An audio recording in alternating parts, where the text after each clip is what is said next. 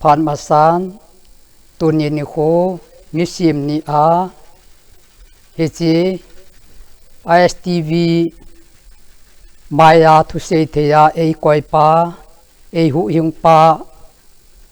ปะกายเยซูคริสต์ปาปะเทียนสุโลปินเลทางวานโจสีกับปิมาสเปียนเนอันนี้จันนาเอ็นฮิซิแพลตฟอร์มาดินเทนะกันเองนะฮีกัตุปาเอ็มพาวเนลฮาวกิอามาซาลฮิจินอามาสุงะกิปาทุกเซจินอามาซาลิน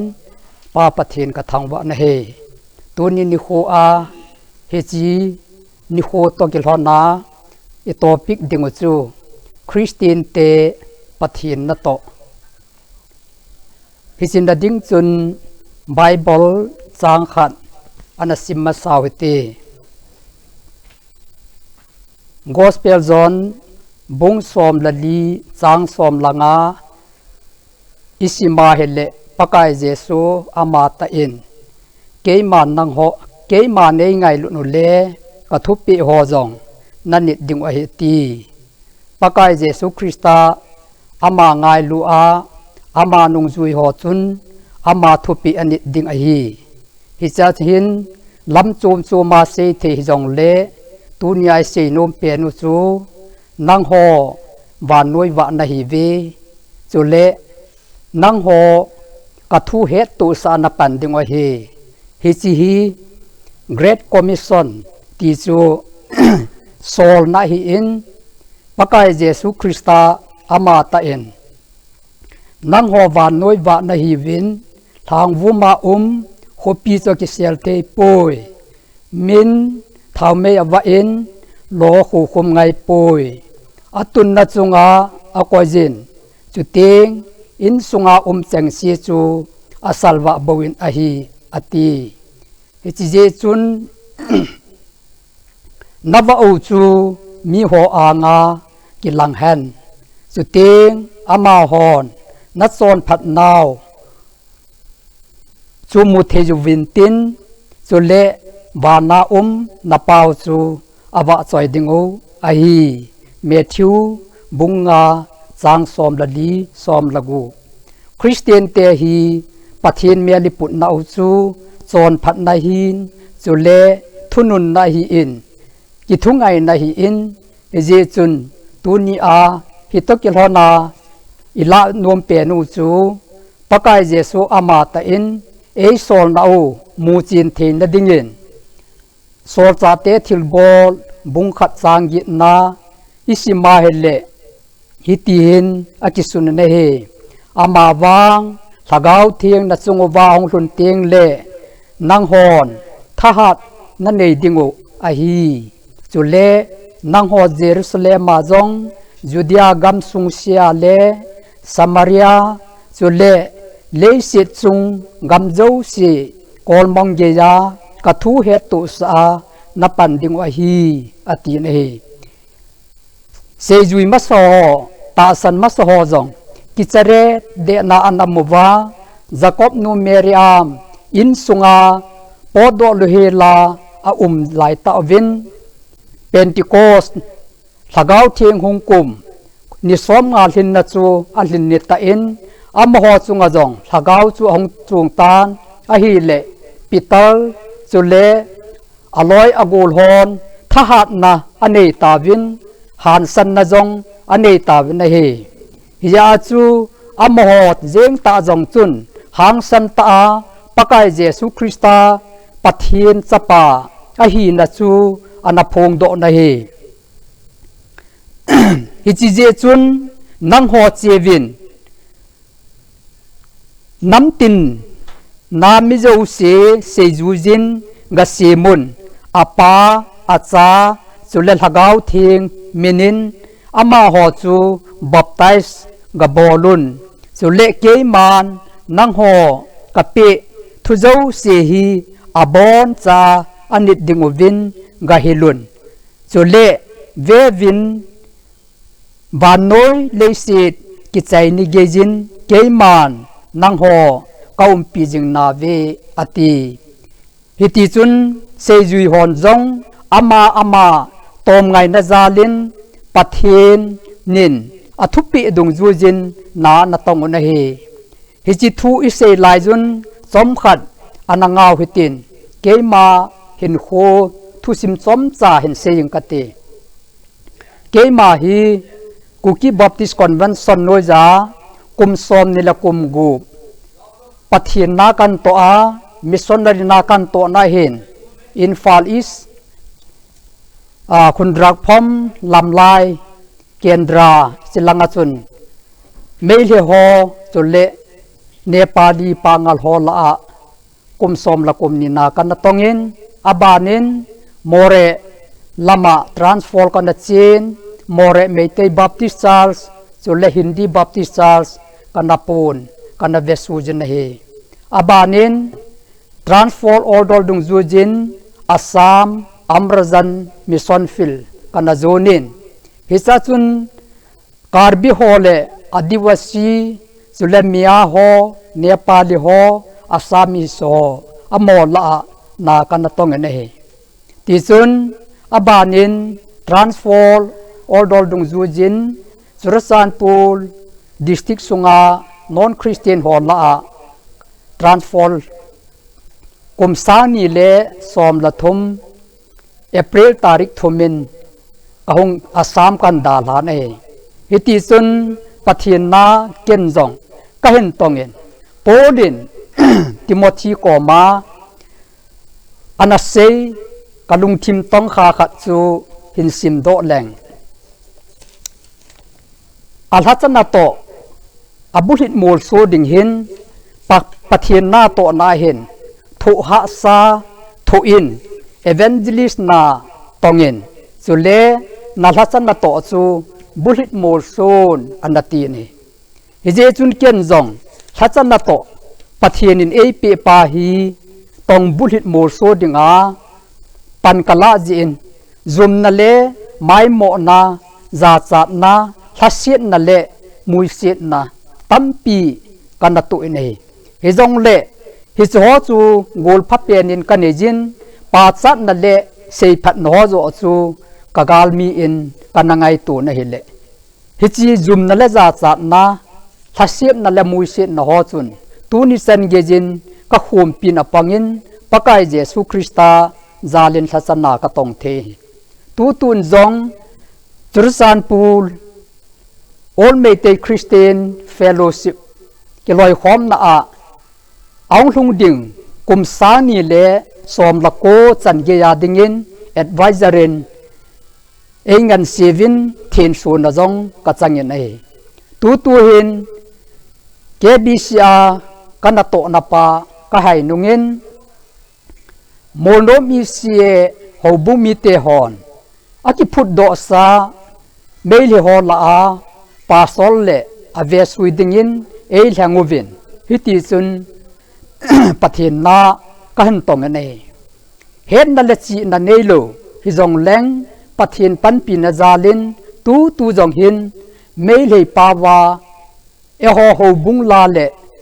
latha bu hi kale lai ta hi in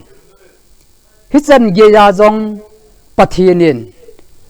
na to ap na chunga alopi na ho kadom sangin van Pathen ka thang ba na he chule zani hapta jeng in jong Pathen phat na zalin family ni mi he ma simdin membol mi ko la lu na kinei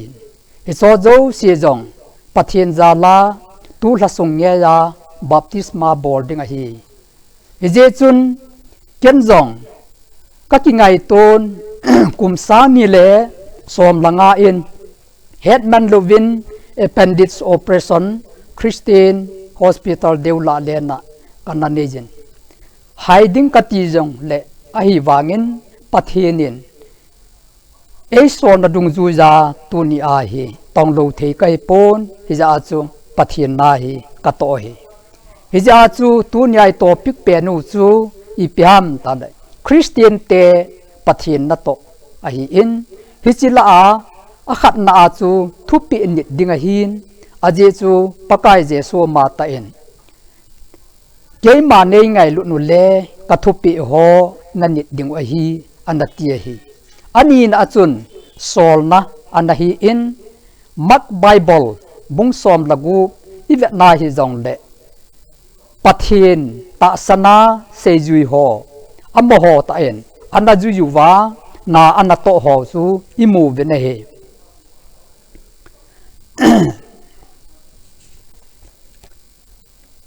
pakai Jesu ama ta in magbung som lagu ma hitin asij nahi ko hi jong le ke ma e ta sanachun melchi na hi chenghin azui pe ding wa hi ati hi je chun seijui hon jong melchi na tampi akyangovin magbung gu chang som lani som la thum i vet na hi le chuin akipat do ovin mihem ten lunghei ding a hi ti chu a hil hang le ben nahi thil ha tam ta jong ano do vin chu le ana dam lo tam ta chunga thaw anu vin a bol damun akai tho nahi tunin ta san cha te Christian tam ta in tuni a pathina ko na thil bol theina pului seijui ho en anato ban tong ding aki tapo nahi tunin ki ngai to hitin pathinin itabang lampi a pathin na tong dinga na kovem na solem na ngan si am ti hi iseino munai ke ma jeng jong tha sam na hat lo na kanei kalwala saga hin ho hin na zalin LP school jong kai do ka hi a hin la kokol ho la a helo la zat dang pawa midang pawa thu ka sei the ya mi ho convert ka bola baptisma ti bol the ya le tunya nangma pathian in het na chi na a helo la bol the na na pe e pi umam hi chi a chu pathian na na to lo le nang dinga chu Christian nung zui ama wang da mona lu ding na hi kha ding ti zat ta hi tuni hin amenin Christian tam ta aumen ahi wangin ata ta wang alhom nei pakai Jesu ama ta in gospel li a akiko tam ta hide hin ama wang thando hom cha hiding heti hi je chun tunin thando hom chala a chu ipan thein na dinga tuni a hi iga het the dinga de pen chu neusa TV a hello wa hele tu lai ta a India South India a pathianin amansa scholar khat na satain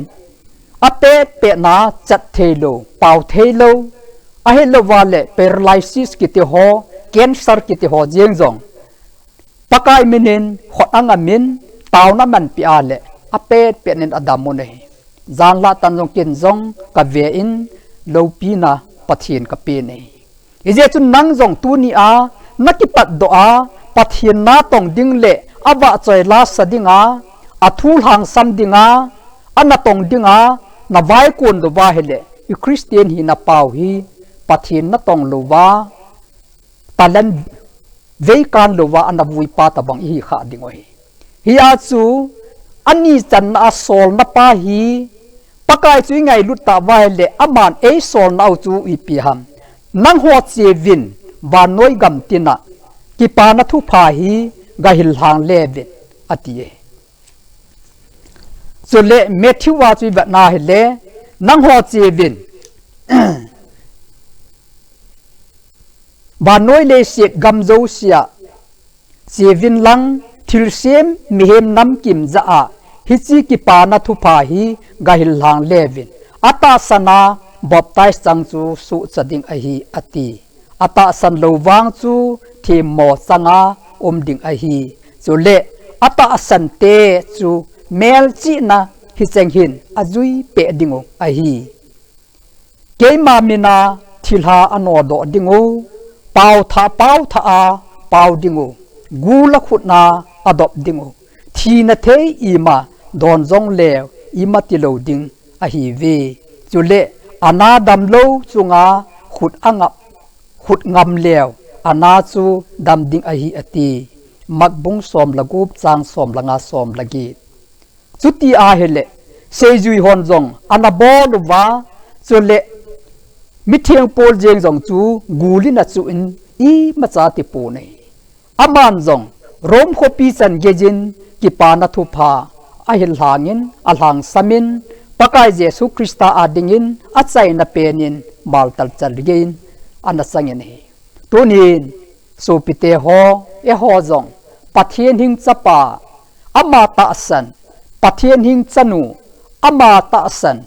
I hi wa hele tuni in to ding tam ta igam ba mene avat sa na in Tripura Meghalaya ahilo wa hele Nepal munchum choma missionary na ito chu phamo ka sa na hipon nai cha hichi state new cha Manipur hi tuni in ga veu hitin focus bol hiti aje chu pilui pului ten imagi leibak sana leibak Manipur anati chu tuni hin veu hiti phungla chang a hello la zat la nam ki boina ki na na ki thang siat na ki eng siat na apung tan ne phalo don phalo tam ta in mi him hin kho abei ta nei eje chun tuni hin gam halo hichi igam sung ba hin gospel thu ke pa na thu pha thang samoite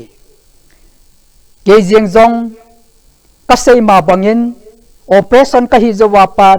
ha samna tam ta ka nejin tu jenga jong kamit ve jet lam hi khomoloi ahi wangin pathian zalen thu phalu helin engan siadung zui vin tu lai ta hi hobung la latha abu meilei pawa kale lai tai achuta la tunin idam pet hichi pakai jesu ama ta in gospel zone bung som lali a anda sei sa hi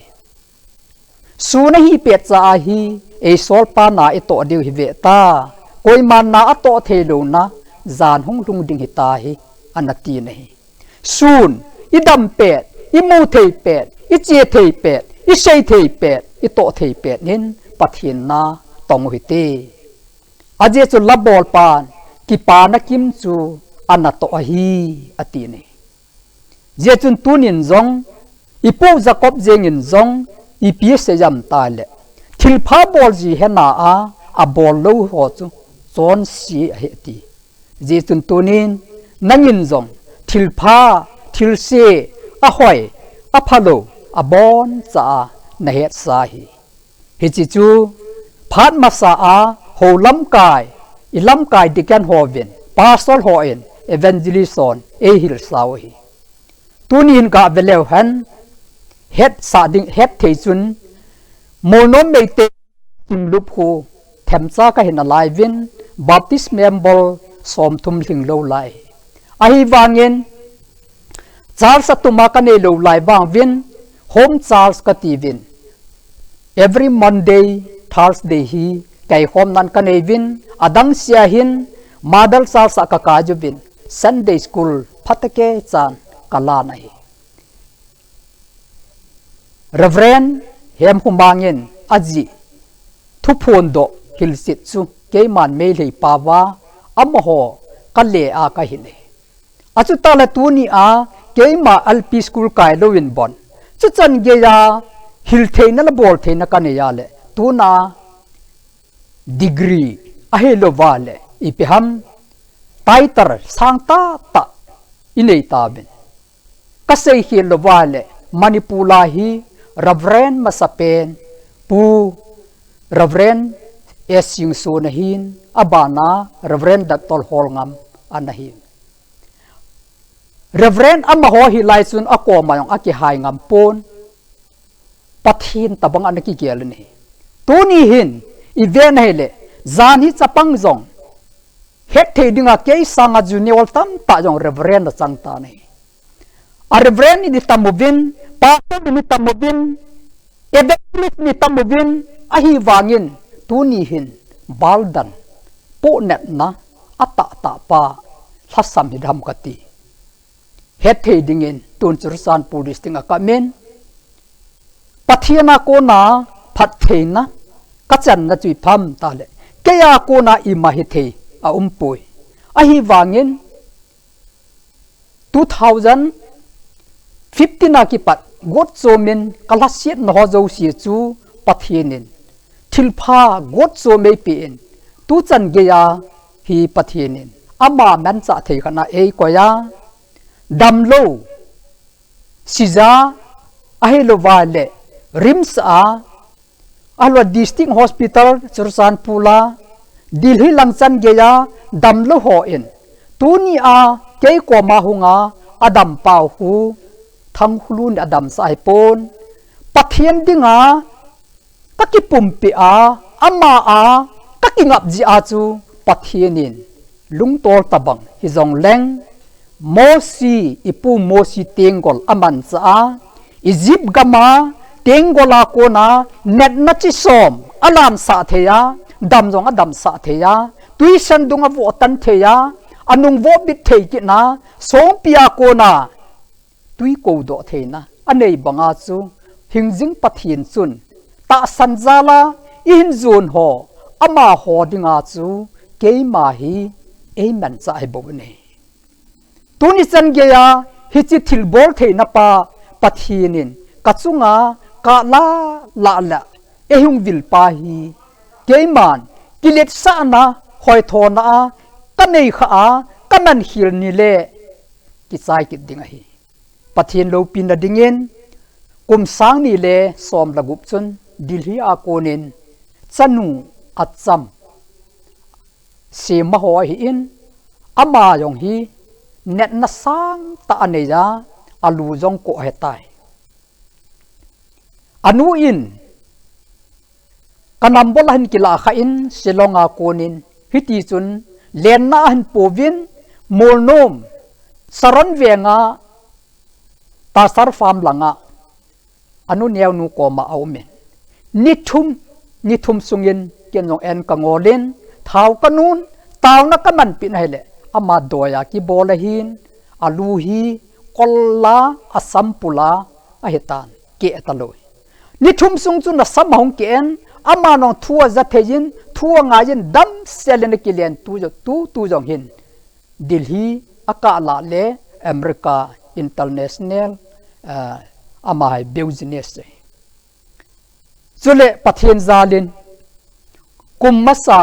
2015 ma 16 chun dam na ngai sa na zalin silong langa hin kovin kenjong operation ka ki bolin gari ka to thei poi ka ti le len na ka hong pu di 80 ipiong hiram tin kenjong ai le choti la kho poi ka ti le up down na ringin flight ticket aka oven yung pui tawani kahin khosunga Pathen dinga zoom la za ka thoa he so gan theya ka ji ka cha ka ngai lut pi man lova Krista adinga toga ka so thein na dinga chung leng wa cha banga ka lam len na zoom sun ka pon len na ai ti a leng lo ding pa len na ka leng ne ti chun Pathen zalin nithum silonga ka ga umin mun chom cha ka gin ihong provin Pathen zalin linda kiti nunga mel hoita nursing training Hyderabad na chai jova pharmacist ajil ki na achai jova hi Assam doya ki bole ain la Pathen zalin adamin ka sung chun ki pa ta in ke jong kaung ki len na kaung leng ki ta ningkum November tarik som la ko in Holy Mary sa bortai Pathen thangwan ma Pathenin zun le e tabang lungtol tabang simit tabang keibon amen chale tunya nan cha the chapa chanu tam ta nevin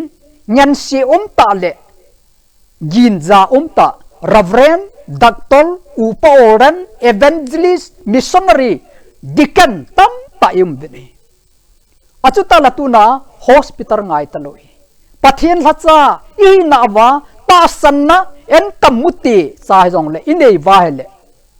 dam lo khat I taw pi le dam de tu tun jong Pathen zalin zani ni khon sanelo changai cha cycle langa kon chursan pula kon sugunulanga kon bethala konin kop gup langa ngin tu jing kalin kop nya hong kin hitia Pathen zala hi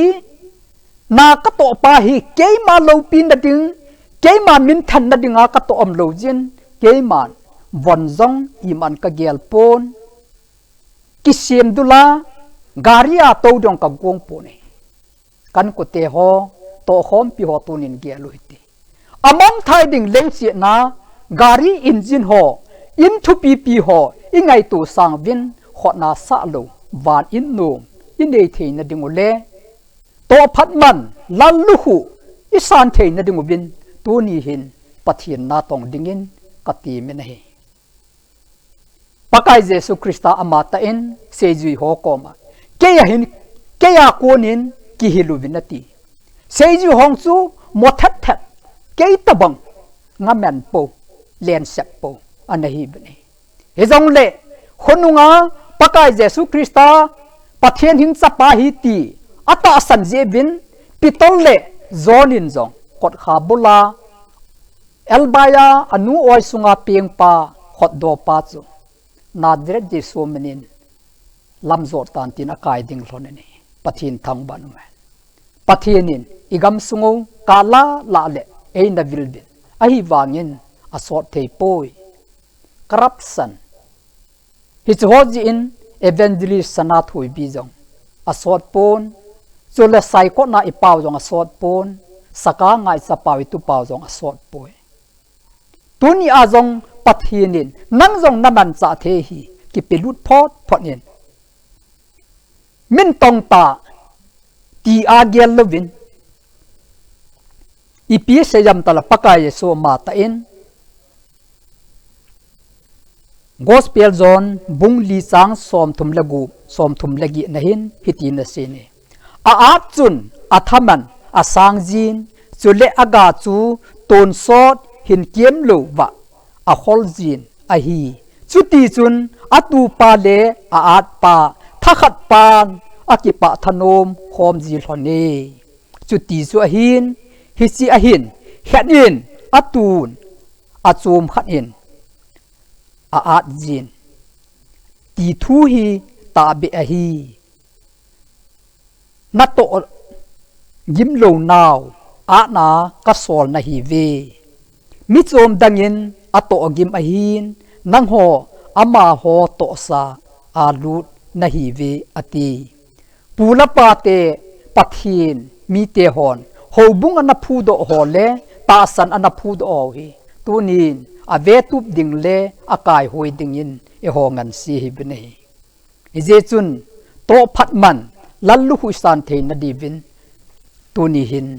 galatia mi te hinga ipu mi thieng polin ana se chu galatia bunga thil pha bon na lama chimti ne lovin hoite ilha da lo wa le aphat cha agai lo ding hi chi je chun hongovin aphat achang agom kom inei bangdol chen mizo sela thilpha bol hiti ahi din eima in sunga ata san ho chunga ha bol hiti hi je chun tuni hin hobung kiti hi tuni a thil kho pe ne kel ngoi wa mong thei tam ta min kel ngoi phalo wa ko na hobung se thei tam tam ta ne je chun tu na ngan sien na thing se na i chan wa hi in tunia vai ko na che pa en thana a ul salonga chol la na nga a vai kon chu i bible wa chang phal pha ki pu han lang ki pa thano min in lam hin zun han ati hi je chun tunin atha ben ipu hosia thim gau pan bungu mana sei bangin honguvin pakai hinga kile ki tawite aje chu ei bol dam thein na dinguwa ei bo ta lo hi chula ni le ei cho hing dingu ni thum hin ni le a ang sunga idin ki dingo hi ki het them huitin pakai chu het te din ko hite aje chu ama vai kun do ding hi khowa panga ki chi hi Pathen phat na hi hosia bungu mahin event na hi le khalgo banga mal kho ta acha te he ta sal lagawa phathe na chamai jingka mei bol ta bang hin hoi nei hi khalgo ta banga phathe na pa chun in le hu ting le leilam ki pa na ban lam thanup na pa chu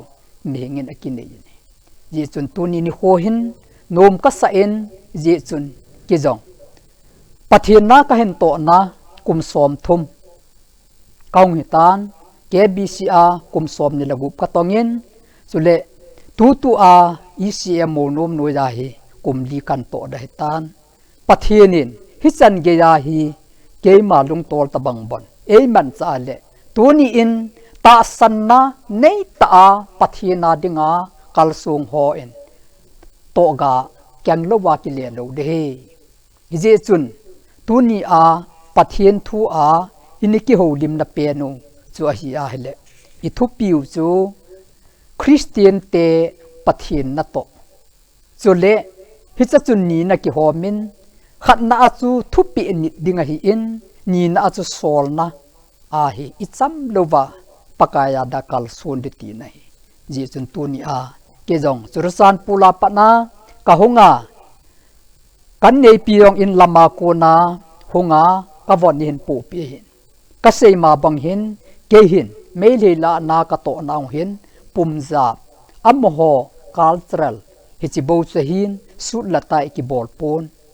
a hin la tu ni a hichi platforma ka din theina chule phat ho ap a chu pathin a hi in thangba na ka pe to ronin hichi ISTV worker ho jo si jong amo jo si jalin pathin ka thangba nei tuni ni huwa dingin pathin na to kiti Christian te hin huwa dinga alo pi pen hi sol na le thu pi hi iga se do han lang mol mo tai se do jong le pathin na thu hi to ga kyang dingin ibon sawa dingin phathe bu pi hen pathin thangba na ka pen e